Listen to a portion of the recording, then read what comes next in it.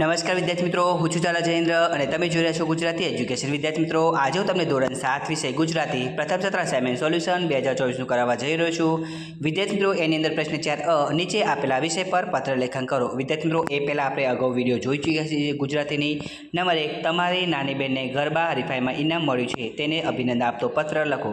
તો વિદ્યાર્થી મિત્રો, અહીંયા તમે જોઈ શકો છો એડ્રેસ, એ પ્રમાણે તમારે લખવાનું રહેશે. જય પટેલ, નંબર 2, કુંદન માર્ગ પાર્ક, અમદાવાદ 380012 11024. એ રીતે તમે લખી શકો છો. વાલી નાની બહેન, તારો પત્ર મળ્યો. શાળાની ગરબા હરીફાઈમાં તને પ્રથમ ઇનામ મળ્યું છે, તે જાણીને મને ખૂબ ખૂબ આનંદ થયો છે.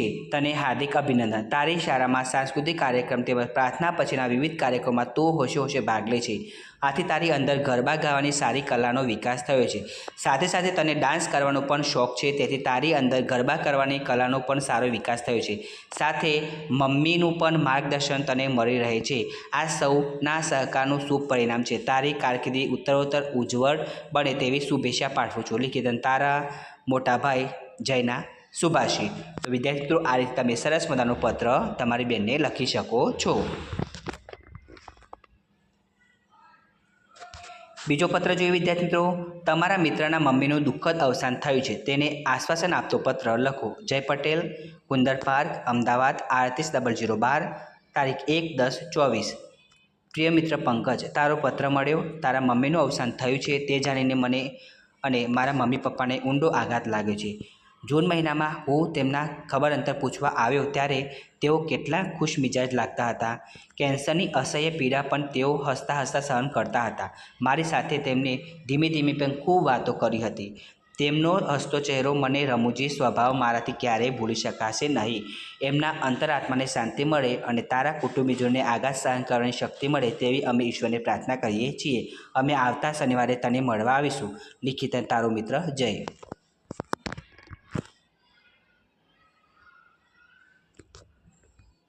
નંબર 3, તમારી શાળામાં ઉજવાયેલા રમતોત્સવનું વર્ણન કરતો પત્ર તમારા મિત્રને લખો.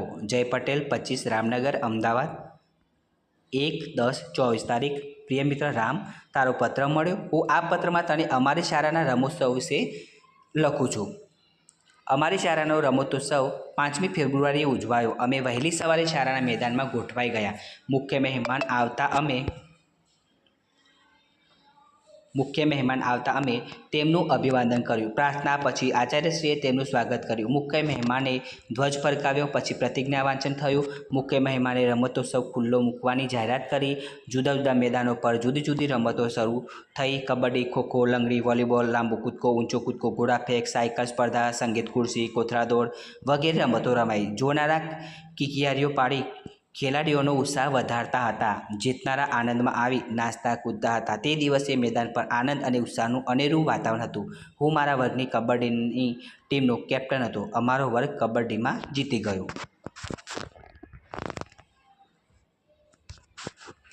બીજો દિવસે ઇનામ વિતરણ સમારંભ હતો.